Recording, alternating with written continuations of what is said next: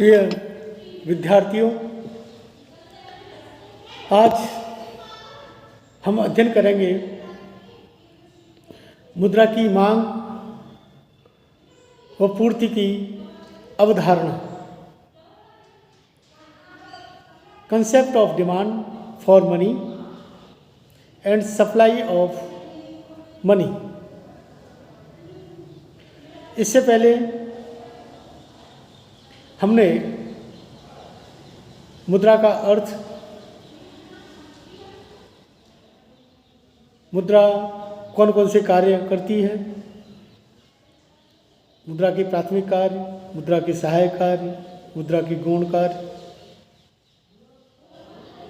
मुद्रा का महत्व, मुद्रा में क्या क्या दोष हैं, इन सब बातों पर चर्चा की थी, जिसके अंतर्गत हम चर्चा कर रहे थे कि श्रम विभाजन तथा साधनों के विशेषीकरण के अस्तित्व के कारण राष्ट्रीय उत्पादन के वितरण के लिए एक संयंत्र की आवश्यकता होती है। राष्ट्रीय उत्पादन के वितरण के लिए 3 संयंत्र हैं। पहला है वस्तु विनिमय प्रणाली, दूसरा सरकारी राशनिंग व्यवस्था तथा मौद्रिक व्यवस्था। वस्तु विनिमय प्रणाली में कुछ साधनों की उत्पत्ति का विनिमय अन्य साधनों की उत्पत्ति से होता है। सरकारी राशनिंग में एक केंद्रीय संस्था यह तय करती है कि किन वस्तुओं का किन इकाइयों में वितरण किया जाए। मौद्रिक व्यवस्था में आर्थिक साधनों के स्वामी प्राप्त मौद्रिक आय से स्वेच्छापूर्वक अपनी आवश्यकता की वस्तुएं खरीदते हैं।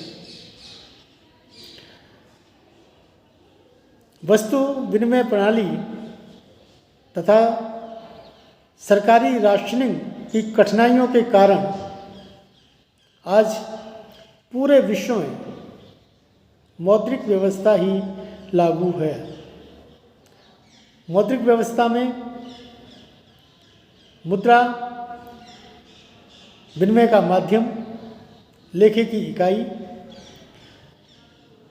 मूल्य संचय तथा स्थगित भुगतानों का मान जैसे प्रमुख कार्य संपादित करती है। मुद्रा अपने कार्यों को संपादित करते समय संपूर्ण अर्थव्यवस्था पर प्रभाव डालती है। इसलिए मुद्रा बाजार में संतुलन की जानकारी होना बहुत जरूरी है। मुद्रा बाजार में संतुलन मुद्रा की मांग व उसकी पूर्ति के द्वारा होता है। मुद्रा की मांग कौन करता है? मुद्रा की मांग सामान्य जनता के द्वारा की जाती है और मुद्रा की पूर्ति बैंक और सरकार द्वारा की जाती है। अतः मुद्रा बाजार वह बाजार हुआ जहां मुद्रा के क्रेता तथा विक्रेता एकत्र आकर मुद्रा का क्रय विक्रय करते हैं।